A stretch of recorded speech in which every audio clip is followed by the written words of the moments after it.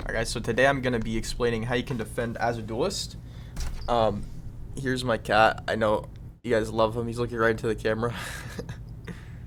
Hi. His name's Felix. Bonk. Okay. But I'm going to show you guys how to defend as a duelist. Pretty much this applies to any rank. There's going to be a couple of main things you really want to focus on. I know a lot of people struggle to defend as a duelist. So basically the first thing is you want to think to yourself, should I be playing aggressive or passive? And usually whenever I think of this, I try to play aggressive at first, because whenever you play aggressive, it allows you to realize what you can get away with for this specific game. So if you start here on pistol round, you have, like a ghost or something, or a sheriff, you hold an angle like this, and someone just running one taps you, you might think twice about holding that angle again. You might try it again, but basically at first we want to just see how playing aggressive goes, and we want to try it on different areas of the map.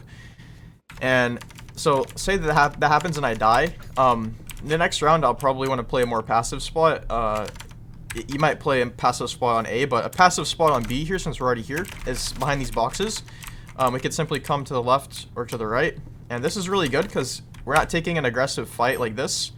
We don't have to worry about getting one tapped at like the start of the round. And now we're pretty much controlling sight. We're not playing so passive that we're never going to see an enemy, which would be like in spawn or like up tower.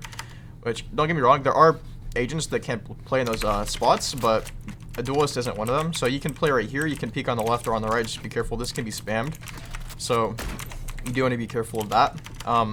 But yeah, so I would always try to play aggressive at first. Don't play like super aggressive, but try to see what you can get away with, pretty much is what I'm telling you. And then go to more passive spots. Also, the next important thing is going to be swapping between areas on defense. It's especially important as a duelist. So if you're peeking here one round, it doesn't matter if you lose or die. If you lose or win, it doesn't matter either way. I would suggest swapping it up. On this map, the most commonly pushed areas are A main and B main. So I would go from B to A, and then this is an aggressive angle to hold right here, because obviously this is where they're going to come out at the start of the round. And you can hold it as tight as you want. You can also come all the way out here. The one downside is if you get flashed, you're kind of screwed if you're not Jett. So, yeah, so then again, if you're getting away with these aggressive plays, if you're getting kills, you can just alternate between aggressive plays here and here. You can play aggressive arcade, and then you keep doing that, right? You're just winning the game, right? So you don't have to worry too much about playing passive, but you're not going to win every game like that. You're going to get one tap some of the time. You're going to get killed. You're going to whiff your shots. It's normal. So let's say I'm fighting right here aggressively.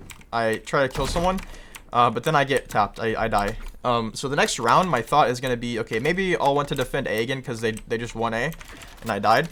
But a more passive spot would be in this corner. This is more of like a one and done spot, but still, again, this is a little more passive from just peeking them, and they're gonna have to actually clear us, which a lot of the time enemies will not clear that. Actually, probably I would say the vast majority of the time they will not clear that.